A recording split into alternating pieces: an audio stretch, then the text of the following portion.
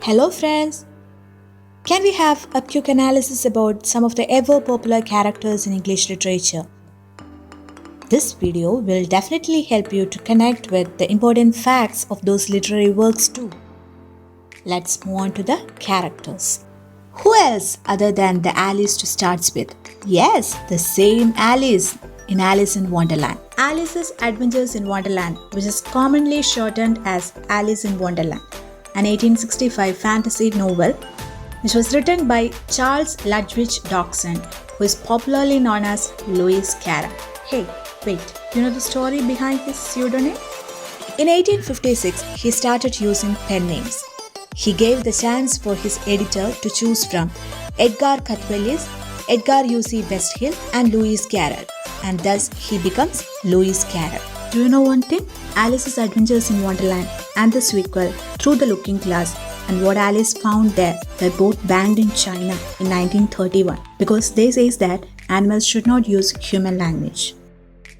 Hello guys, you know, Alice is a real character. Can you believe this? Yes, she is the daughter of Carroll's boss, Henry Liddell, who is the dean of Christ Church College at Oxford, where Carroll taught mathematics. Alice, a 7-year-old girl who, while sitting on the river bank with her elder sister, saw a talking white rabbit with a pocket watch runs past her. Since she is curious, she follows it, and thus her adventures begins. Alice, a very loving, gentle, clever girl who is well trained and polite but skeptical of authority. Alice's stories are not new to us, so no point in moving on to the details of the story, right? We could connect with Alice and her mindset in one or the other point of life because we all are curious to know things in general. So that's all about Alice. Let's move on to the next character. Who might be that? Let it be Allworthy. Which Allworthy? Squire Allworthy, the fictional character in Henry Fielding's 1749 comedy novel, The History of Tom Jones, a Foundling, which is commonly known as Tom Jones. Henry Fielding, together with Samuel Richardson, is considered as the founders of English novel. Fielding's contributions to English literature is remarkable even today. Squire Allworthy, the novel's Christian exemplar, is a man with human flaws, very gentle, merciful character who doesn't see the trickery and lies of others. Allworthy's life and experiences are definitely a guideline for all the innocent people. I hope now you got an idea about Squire Allworthy. Let's move on to the next character. Water, water everywhere, and all the boats did shrink. Water, water everywhere, nor any drop to drink. Which is the poem? Yes, the rhyme of the ancient Marina. So our next character is Ancient Marina. Samuel Taylor Coleridge's The Rime of the Ancient Mariner, a narrative, experimental, supernatural poem in 7 parts, which was first appeared in Lyrical Ballads, published together by Coleridge and Wordsworth in 1798. In this poem, the central character, Ancient Mariner, narrates about his harrowing voyage to a wedding guest.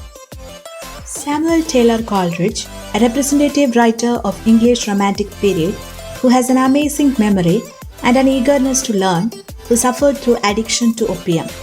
All the characteristic features of Romantic era like imagination, passion, supernatural elements, organized religion are all there in his poetry. English Romanticism is classified into 2, first generation of Romantics and second generation of Romantics. Coleridge, Wordsworth, Robert Southey, Charles Lamb, Thomas De Quincey are all together called as first generation of Romantics. They were also called as lake poets because of their attendance to the Lake District in the northwest of England.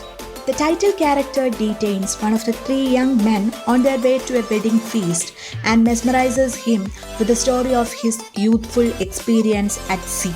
The poem is largely the story of how, while sailing in Antarctic waters, the mariner killed the albatross, and then how both nature and the supernatural rose up against him and his shipmates until the mariner comes to recognize that all of God's creatures are beautiful and must be treated with reverence.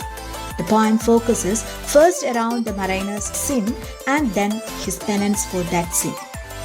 Ancient Marina, an everyman figure who is unnaturally old with skinny, deeply tanned limbs and a glittering eye.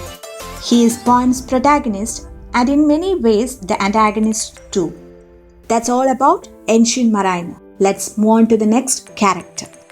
The last character in this session, Enoch Arden, is a humble fisherman who is there in Alfred Lord Tennyson's poem of the same name, Enoch Arden, which was published in 1864 during his tenure as England's poet laureate.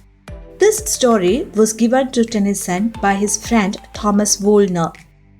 Alfred Lord Tennyson, the chief representative of the Victorian age, who is popular for his use of poetic devices to make them remarkable forever.